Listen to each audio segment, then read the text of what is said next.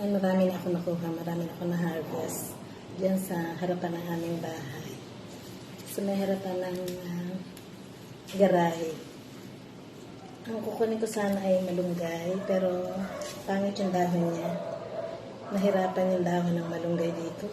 Kasi ang ginapanan niya ay yung mismong malunggay.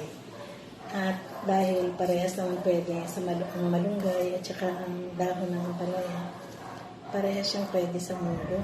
Kaya ito na ang ating binabaklas. Yan po. Hindi po siya mapait kasi sariwa. Tsaka malalaki yung dahon. Pag po yung maliliit yung dahon, yung native, yan po yung mapait. Pero ito po, hindi po yan mapait. Para-paraan din kasi pupunta ako ng C5 para bumili ng dahon ng malunggay o dahon ng ampalaya. Una, hindi na rin siya ganun kasariwa. Pangalawa, napakamahal. Ito, libre ko lang kinuha sa harapan. Because I am the chef today, titingnan natin kung ano yung mga po pwede natin mailuto at mapakinabangan. Yung mura lang, pero masustansya. Kasi we are what we eat.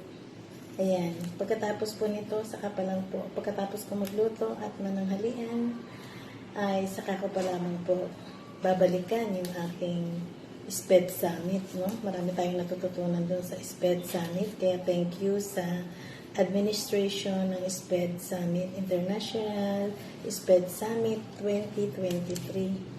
Kailangan nga lang talaga nakafocus ka rin. Ano? Pero ito, pagkatapos kong magluto, kumain, tapos ligo, balik na tayo sa ating summit. Ayan. Yan ang dami po natin nakuha. No? Tamang-tama kasi marami yung munggo. Tinitiyak ko po na hindi po ito mapait, masustansya po ito. Ayan. Natutunan ko yung garden kasi nga walang gulay. Sabi ko, walang talong, walang ampalaya, walang gulay, sari-saring gulay na pwede kong ilagay doon sa munggo. Kaya naisip ko, kukuha ako sa garden. At sa garden, mas nakita ko na mas okay po itong mga dahon. Masarap din itong ilagay sa mga isda. Yan ang dami po. Wala po yung pataba. Wala po yung spray. Natural lang po na taba po ng lupa. No? Kasi maliit man yung ating garden. Bihira lang natin natatamnan. No? Kasi namamatay din. Minsan, kagaya ng mga serpentina natin doon, wala na talaga natira. Buti na lang yung shrimp plants. Meron pa po ako sa mga paso. Ayan po. Nakuha na natin lahat. Sisimutin natin ito kasi sayang. Diba? Preskong-presko ito eh. Direct from the plants. After a week,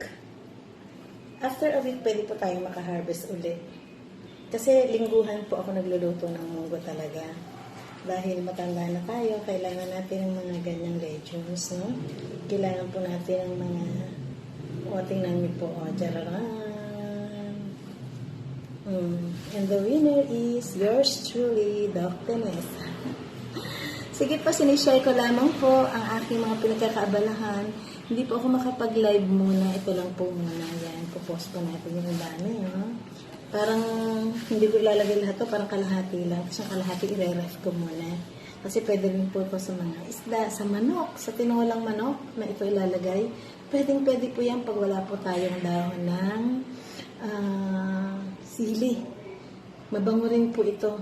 Favorite ito ng aking kuya at tatay nung araw. No? Iluluto sa chicken wings na maraming luya itong ilalagay na gulay. Ngayon naalala ko na naman sila. Have a nice day!